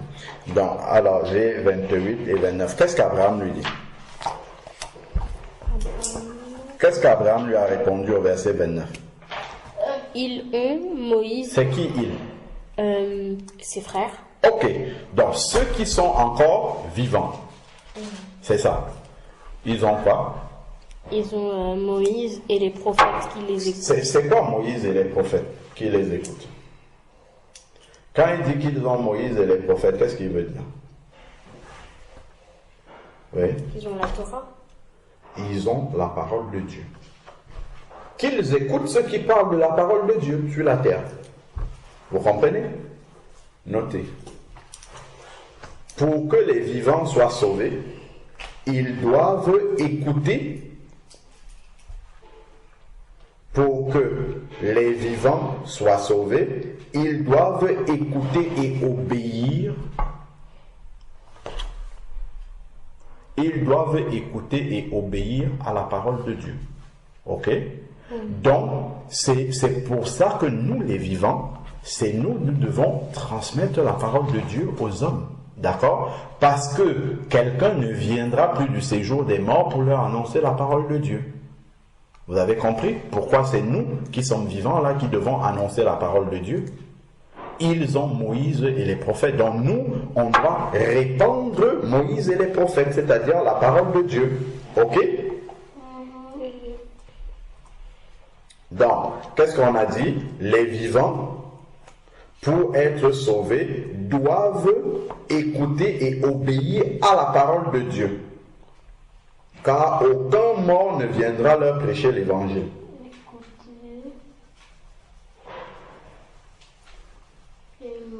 Les vivants, pour être sauvés, doivent écouter et obéir à la parole de Dieu. Ok? Doivent écouter et obéir à la parole de Dieu donnée par les enfants de Dieu encore vivants. Ok? Et là, on va rajouter car aucun mort ne reviendra pour leur annoncer cette parole-là. Ok? Donc, les vivants pour être sauvés doivent écouter et obéir à la parole de Dieu donnée par les enfants de Dieu encore vivants. Ok? Et là, on va rajouter car aucun mort ne viendra prêcher cette parole-là. D'accord? Et là, on va mettre V29.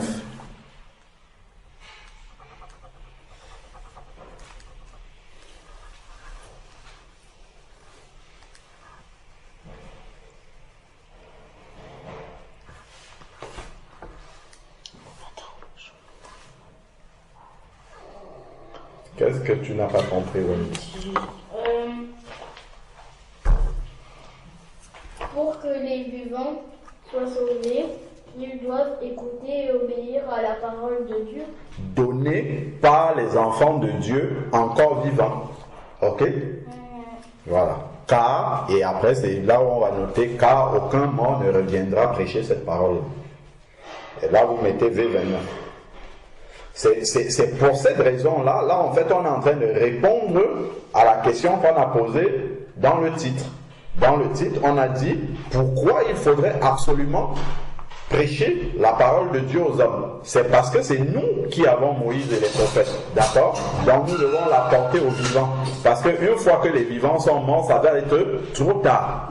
Ni nous, quand on sera mort, on ne pourra plus revenir prêcher l'évangile aux gens, ni eux, quand ils seront morts, s'ils vont en enfer, ils ne pourront plus entendre l'évangile. Ok? Voilà. Donc là, on est en train de répondre à cette question-là. Donc je reprends, les vivants pour être sauvés doivent écouter et obéir à la parole de Dieu donnée par les enfants de Dieu encore vivants, car aucun mort ne reviendra pour prêcher cette parole. V29.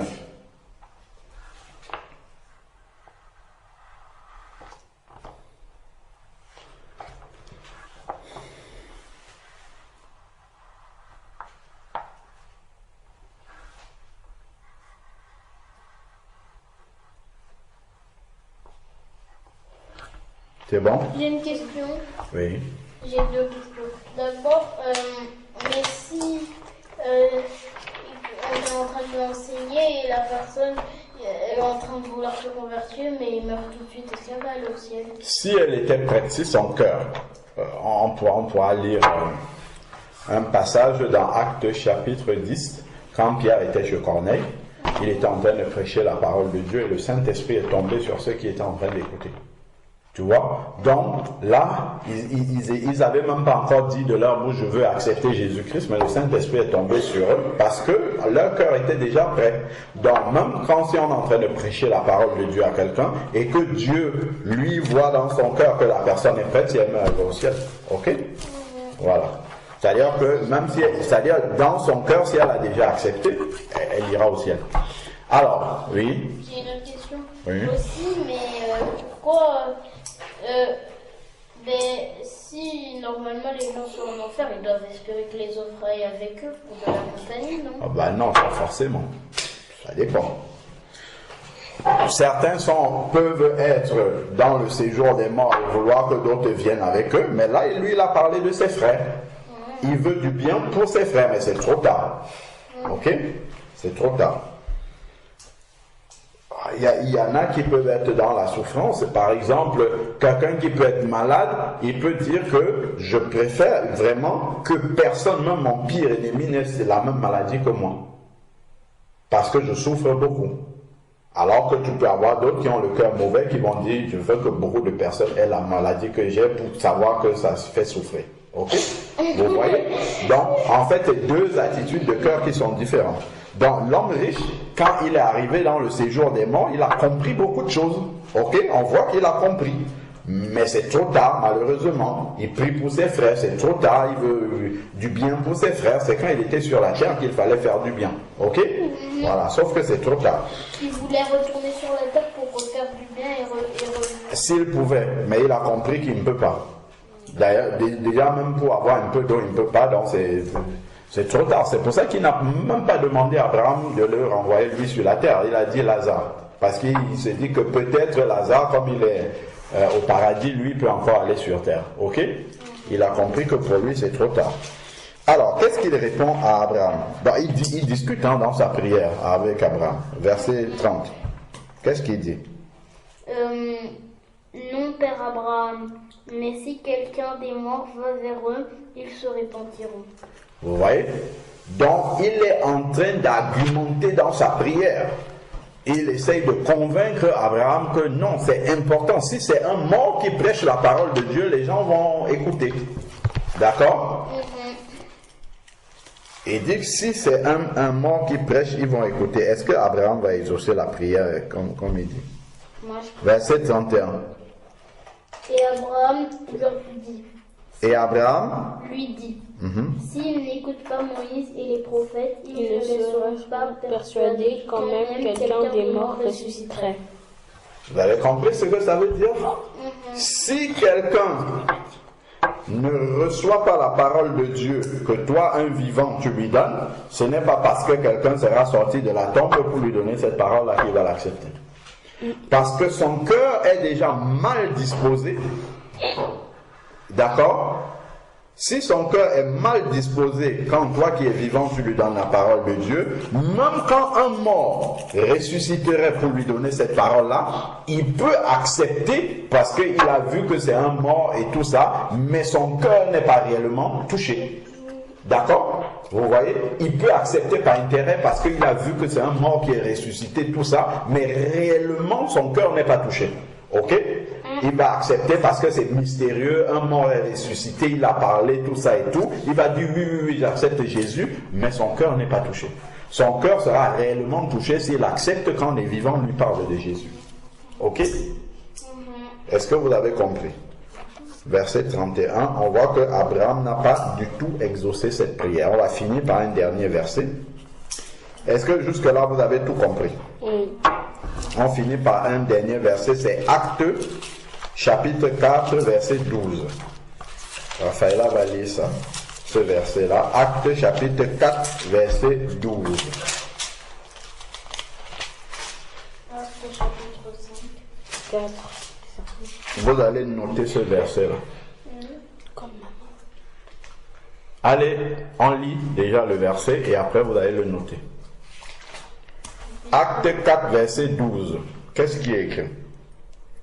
Il n'y a de salut en aucun autre, car il n'y a sous le ciel aucun autre nom qui a été donné parmi les hommes par lequel nous devions être sauvés. Relisez encore ça doucement et vous m'expliquez ce que ça signifie. Il n'y a de salut en aucun autre, car il n'y a sous le ciel aucun autre nom qui a été donné parmi les hommes par lequel nous devions être sauvés. Qu'est-ce que ça signifie? Donnez-moi, je vais le souligner. Relis tout doucement et tu me dis.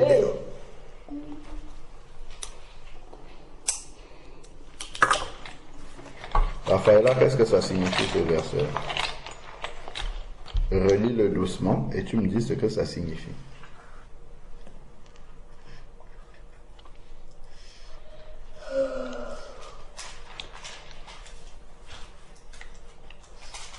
Que il n'y a pas de salut en quelqu'un d'autre. Il n'y a aucun salut en quelqu'un d'autre que Jésus, car sous le ciel, aucun autre nom a été donné parmi les hommes par lequel nous devons être sauvés. Très bien. En fait, ce verset-ci dit que si tu n'acceptes pas Jésus-Christ, tu ne peux pas être sauvé. C'est la seule personne qui peut sauver un être humain. Donc, tu peux être musulman, tu peux être bouddhiste, tu peux être témoin de Jéhovah, tu peux être sincère dans n'importe quelle religion. Si ce n'est pas Jésus-Christ, tu ne peux pas être sauvé. Et pourquoi? Pour la raison que je t'avais donnée, Wendy, c'est que peu importe ce que tu fais, tu seras toujours un pécheur. D'accord? Donc tu seras toujours atteint de Covid, Covid spirituellement, et tu es atteint de Covid et Dieu ne peut pas te laisser entrer dans le ciel où tout le monde a son PCR négatif. Est-ce que vous avez compris ça? Voilà, c'est très simple.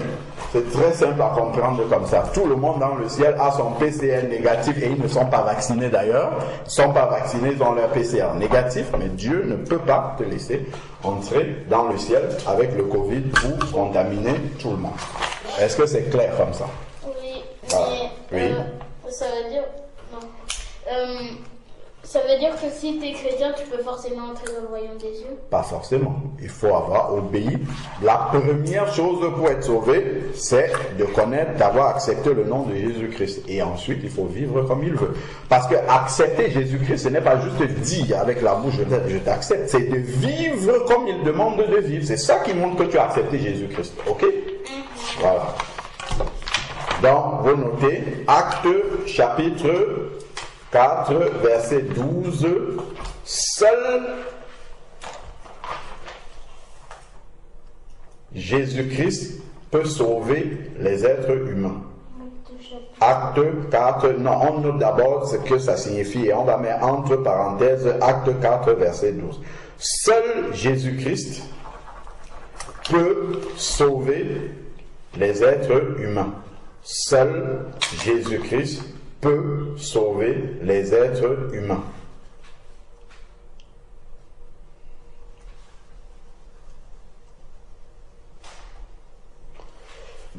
Seul Jésus-Christ peut sauver les êtres humains.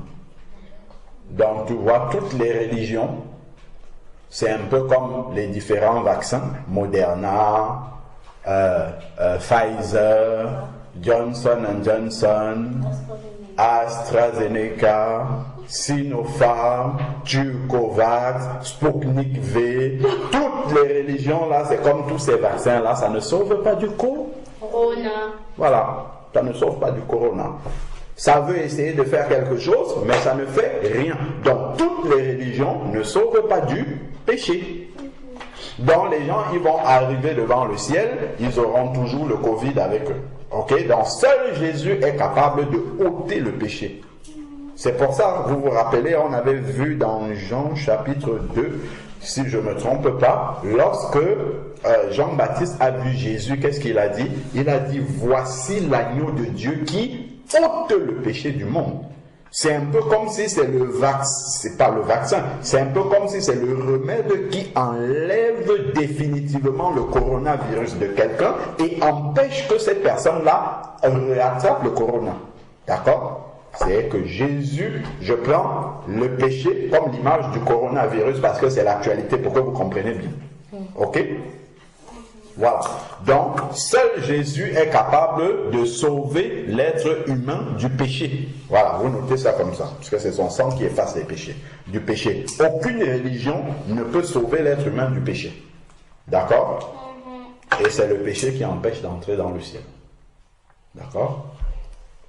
Seul Jésus-Christ peut sauver l'être humain du péché. Vous vous rappelez, non, vous ne vous rappelez pas, on n'a pas lu encore Romains 6, verset 23, le salaire du péché, c'est la mort, mais le don gratuit de Dieu, c'est la vie éternelle en Jésus-Christ. Donc, la conséquence du péché, c'est le séjour des morts, comme on a vu là-bas. Et le don gratuit de Dieu, c'est la vie éternelle en Jésus-Christ, c'est-à-dire que c'est Jésus-Christ qui est capable de nous amener au ciel. Ok? Donc, seul Jésus est capable de sauver. Vous avez vu? Donc vous voyez pourquoi on doit parler de Jésus à tous les êtres humains, qu'ils soient catholiques, musulmans, qu'ils aient déjà une religion, tout ça, on doit leur parler de Jésus parce que seul Jésus est capable de sauver. Sinon, ce qui s'ensuit, c'est quoi? C'est le même chemin que l'homme riche a suivi. D'accord?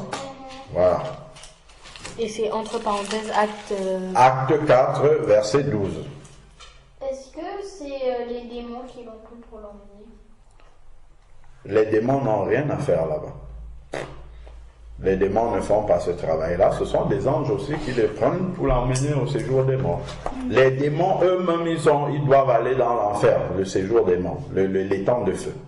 Les démons, dans eux, ils ne peuvent pas faire ce travail-là de prendre les gens pour les amener là-bas. Ils ne sont pas serviteurs de Dieu. Ce sont les serviteurs de Dieu qui font ça. Ok, oui? Oui, mais est-ce que le diable, enfin surtout les démons et le diable, est-ce qu'ils ont une apparence humaine comme un être humain ou bien ils sont vraiment comme des petits trolls avec des cornes qui sont vraiment des monstres? La Bible dit que le diable se déguise en ange de lumière. Donc il peut prendre l'apparence qu'il souhaite pour faire ce qu'il veut. Et les démons aussi. Il peut donner le pouvoir à un démon de prendre l'apparence qu'il veut. Et les anges, ils ont le droit par Dieu? Pardon? Est-ce que Dieu, il peut donner pouvoir enfin, est-ce que les anges aussi, ils peuvent... Oui. Prendre des apparences? Oui, bien sûr. Lorsqu'on voit l'ange de l'Éternel, par exemple, peut arriver, enfin, il faut voir dans la Bible la manière dont les anges viennent. Généralement, les anges viennent vêtus de blanc, voilà, ils apparaissent à Marie, ils apparaissent à Joseph, ils apparaissent à comment on l'appelle, Zacharie, ils sont apparus à la maman de Samson, ils sont apparus à Abraham sur les chaînes de Mamré, ils sont apparus à Lot également, à Sodome et Gomorrhe. Généralement, ils prennent une apparence humaine, généralement. Voilà. C'est bon? Oui. quels sont les sujets de prière? Là maintenant, Wendy, est-ce qu'avec ce partage, tu as compris pourquoi c'est urgent de prier déjà pour ceux qui ne connaissent pas Jésus-Christ, qui sont encore vivants? Parce que si on prie après, c'est trop tard, ok? Si quelqu'un est déjà mort, c'est trop tard pour prier pour lui. Donc c'est pendant qu'ils sont vivants qu'on prie pour eux et qu'on leur annonce la parole de Dieu. Parce qu'après, ça va être trop tard. Ok? On a bien compris ce qu'Abraham a répondu à l'homme riche. Ok. Quels sont les sujets de prière qui vous viennent à cœur? De pouvoir croire en Dieu jusqu'au bout. Croire en Dieu jusqu'au bout. Vivre comme Dieu veut. Parce qu'on voit que c'est ça qui a manqué à l'homme riche. Ne pas être égoïste. Voilà. Vivre comme Dieu veut, ne pas être égoïste, donc penser aux autres. Oui. Que les biens que Dieu nous donne, qu'on puisse utiliser avec bon usage. C'est ça. Ok. Et puis, que nous soyons zélés pour parler de Dieu aux autres. Moïse et les prophètes. Ils ont Moïse et les prophètes. C'est nous maintenant qui devons porter la parole de Moïse et les prophètes à ceux qui sont encore vivants. Ok? Oui, ça veut dire quoi, zélé? Zélé, c'est-à-dire motivé. Motivé pour faire, surmotivé pour faire quelque chose. C'est ça, zélé. Ok? Alors, donc, on va prier pour les différents sujets. Ok? Chacun prie selon ce qu'il a retenu dans son cœur. Ok? Allons-y. Wendy, tu commences à faire Raphaël, après je vais conclure. Seigneur, je te remercie pour la parole de Dieu qu'on nous a étudiée. Amen. Merci parce qu'elle reste gravée dans notre mémoire. Amen. Et dans notre cœur. Je te prie pour te prier pour qu'on puisse avoir la foi jusqu'au bout. Amen. Qu'on puisse avoir du zèle pour annoncer ta parole. Amen. Amen. Qu'on puisse ne pas être égoïste. Amen. Et vivre comme tu le demandes. Alléluia. De Jésus-Christ. Amen. Amen. Seigneur, je te remercie pour la parole que nous venons d'ouïr. Fais qu'elle puisse rester gravée dans notre cœur, qu'on puisse bien l'appliquer. Amen. Seigneur, fais qu'on puisse vivre comme tu veux, aide-nous à vivre comme tu veux. Amen. Et qu'on puisse être reconnaissant des biens que tu nous donnes, qu'on puisse les utiliser et en faire bon usage. Au nom de Jésus-Christ, Amen. Amen. Éternel Dieu, merci encore parce que ta parole nous éclaire sur ce qui arrive après la mort. Nous avons compris beaucoup de choses, Seigneur Père éternel. C'est vrai que la mort reste un mystère pour beaucoup d'êtres humains sur la terre, mais ta parole vient nous éclairer encore. Nous avons bien compris qu'il y a deux chemins que l'on peut prendre après la mort, Seigneur Père éternel, soit le séjour des morts, soit aller auprès de toi. Et Seigneur Dieu, nous avons compris aussi que cela dépend de la manière dont nous avons vécu sur la terre, la manière dont nous avons vécu les deux plus grands commandements, à savoir tu aimeras le Seigneur ton Dieu de tout ton cœur, de toute ton âme et de toute ta pensée, et aussi ton prochain comme toi-même. Seigneur Père, nous te prions afin que tu puisses nous aider à vivre ces commandements. Parfois, Seigneur Père éternel, nous sommes vraiment, Seigneur Dieu, dans la difficulté de pouvoir vivre ces paroles, mais c'est sur toi que nous nous appuyons, Seigneur Père éternel, afin que tu nous aides à être remplis d'amour pour toi, remplis d'amour pour notre prochain, Seigneur Dieu, et que Père, nous puissions vraiment vivre comme tu veux, Seigneur Père, être des témoignages, Seigneur Dieu, pouvoir prêcher ta parole par notre comportement, par notre manière d'être, Seigneur Dieu, et par ta parole que tu nous révèles, afin, Seigneur Père, que la plupart de personnes avec lesquelles tu nous permets d'être en contact puissent être sauvées et passent des ténèbres à la lumière. Merci parce que tu nous montres encore l'urgence, tu nous rappelles encore l'urgence, Seigneur Père éternel, d'annoncer ta parole, Seigneur Dieu, aux hommes, car tu nous dis que un seul nom a été donné sur la terre par lequel les hommes doivent être sauvés. Et tu nous rappelles aussi qu'il est réservé aux hommes de mourir une seule fois, après quoi vient le jugement, d'où notre responsabilité. Abraham a dit, ils ont Moïse et les prophètes. Nous qui connaissons Moïse et les prophètes, donne-nous de pouvoir l'apporter aux êtres humains tant qu'ils sont encore vivants, car nous savons qu'après la mort, Seigneur Dieu Tout-Puissant, c'est trop tard. Donne-nous d'être des instruments entre tes mains pour répandre cette bonne nouvelle du salut aux vivants que tu mets autour de nous. Que toute la gloire te revienne encore, Père, au nom de Jésus-Christ. Amen. Amen.